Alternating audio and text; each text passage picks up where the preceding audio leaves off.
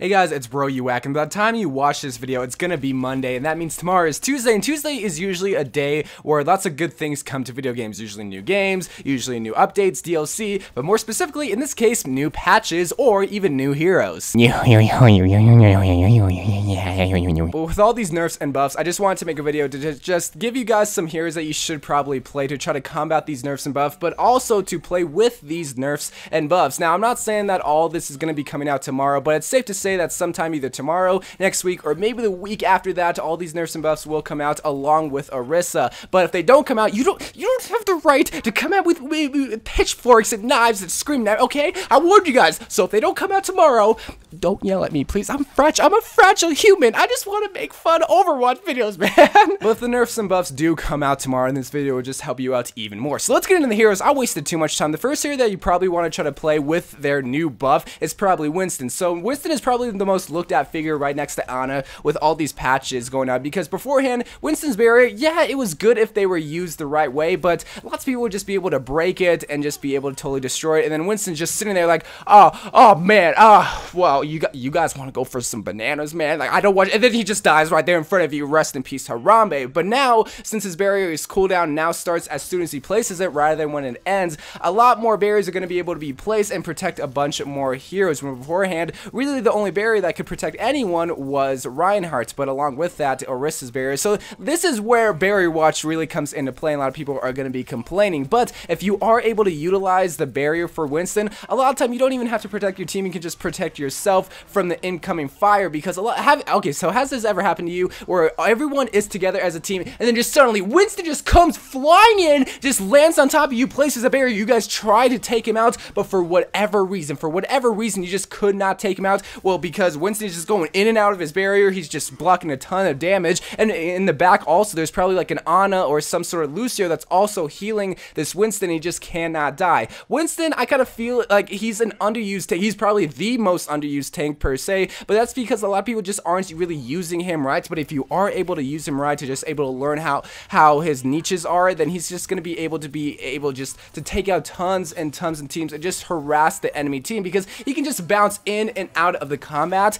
And yeah, he can die a lot more easier, but if he does have a supporting team in the back, then he can be a nuisance. He can get really annoying, since you're trying to focus the Reinhardt shield, but then all of a sudden, oh my god, there's a big freaking scientist right there, because he's not a monkey, let me just specify that. This big old scientist right in front of you, you think you gotta focus him now, and then the whole enemy team just comes and steamroll you because you're so distracted with Winston. So again, Winston, he's not gonna take out a lot of targets. More or less, I kind of picture him just like a nuisance, like an annoying character, kind of like Tracer. A good Tracer can take out a lot of players, but a lot of the time, she's just in the backline, kind of distracting you from the main fight, which is right in front of you. Same with Winston. If he just jumps right on top, you're just like, oh my god, I don't know what to do. Do we focus the monkey? Do we focus the Reinhardt that's slowly charging us? And then boom, you lose the game. Or if you're the Winston rather, then boom, you win the game because you're just harassing the enemy line. So the next hero is to combat all the people that are saying, oh, this is going to be Barrierwatch. Because let's use this as an example. Say the enemy team are going to have 3 guaranteed heroes to make this Barrierwatch, which is Orisa, once she does go live, which is Winston because of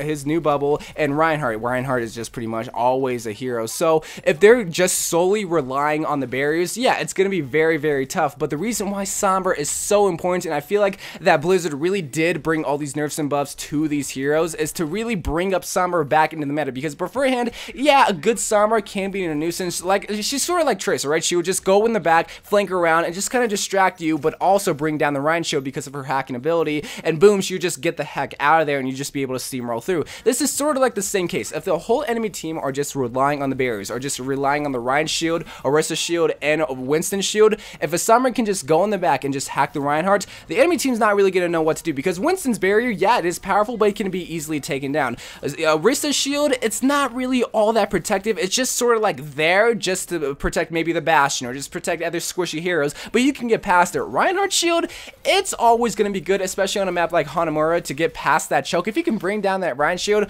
bruh, it's going to be so important. And that's why I feel like Sambar is going to go back, just go into the meta, not back in the meta because she really wasn't in there, but just bring back into the meta if people are just relying on the shield. If the enemy team are relying on the shields and the Sambar is able to take it out, even with their EMP, the EMP is a very important and powerful ultimate, but not a lot of people are utilizing it. People would rather just go with a Zarya ult because they're more comfortable comfortable with it. But if a Sambar is able to build up her ult and is smart with it, dude, you're able just to team wipe people because they can't protect themselves. The Mercy can't use her res, the Zarya can't use her ultimate. Just all this stuff is just countered because of one single ultimate. Y'all think Mercy's ultimate is powerful? Try Sambar's ultimate, especially with Barrierwatch. It's gonna take out those barriers, take out shields, and the Genji can just team wipe people, the soldier can just team wipe people, and it's gonna be so incredibly awesome. So to try to combat all these nerfs and buffs, the number one way to combat it is gonna be Sambar. Sure, people can say, oh, Soldier 76, or oh, other heroes, but no, Sambar is probably gonna be your go-to, and she's not that hard of a hero. You just have to be smart and be selective and sort of be patient. That's kind of how I see Sambar. So the assassin fighter here is someone who's trying to combat a Barrierwatch again, but not really per se destroy the barriers. I'm gonna say Ferris. So the reason why I want to say Ferris, so let's use the same three examples: Orisa when she does go live, Reinhardt, and Winston. If the whole entire team is just relying on those three barriers, what the Pharah can do, let's say you're on Temple of Anubis and they're all set up on the ledge on the left side of the bridge. What Pharah can do is just fly up and then just boop them away from the barriers. What this does is just kind of scatter them around and just kind of confuse them because their whole entire plan was just to stay on the top ledge and just behind the barriers. Once you cancel that, they're just kind of confused and don't really know what to do if they're not really an organized team. And if you guys have an organized team, what you can do is just focus the Ryan, then focus the Orisa, and then focus the Squishies, and then Winston follows suit. So again, Pharah, the only way that she can't really do this just perfectly if she's able just to boop them away from the barriers, and this is if they are relying on just Barrierwatch. So again, she's not going to take out the barriers per se, but just kind of scatter them around and just confuse them with their plan, whatever they could have. Sure, it might not take out the Bastion, maybe they're protected, maybe it won't take out the Soldier, whatever, but what it can do is just scatter them around and just confuse them for their plan and whatever strat they have.